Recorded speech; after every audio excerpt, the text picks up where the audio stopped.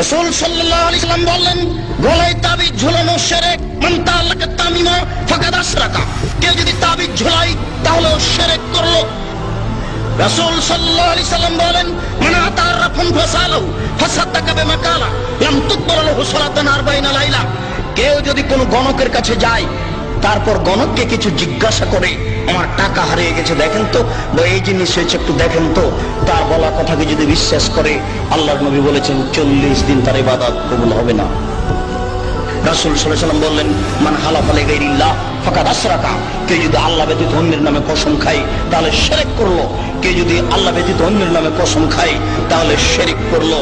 কেউ যদি দুই চোখের কসম খায় তাহলেও সে মুশরিক। কেউ যদি মায়ের কসম খায় তাহলেও সে মুশরিক। মায়ের কসম খাওয়া যায় না, কোরআন মাজিদে হাত রেখে কসম খাওয়া যায় না, মসজিদে ঢুকে কসম খাওয়া যায় না, ছেলের মাথায় হাত রেখে কসম খাওয়া যায় না। ছেলের মাথায় হাত রেখে কসম খাওয়া শিরক। এইভাবে হাত চালিয়ে ভাগ্য পরীক্ষা করা শিরক। টিয়া পাখির মাধ্যমে ভাগ্য পরীক্ষা করা শিরক। হাতের দাঁত দেখে ভাগ্যের কথা বলা শিরক। রাত্রে ঘরের আবর্জনা ঝাড়ু দিয়ে বাইরে নিক্ষেপ করা যায় না, এই মন্তব্য শিরক। রাত্রে গাছের ফল পাড়া যায় না, এই ধারণা শিরক।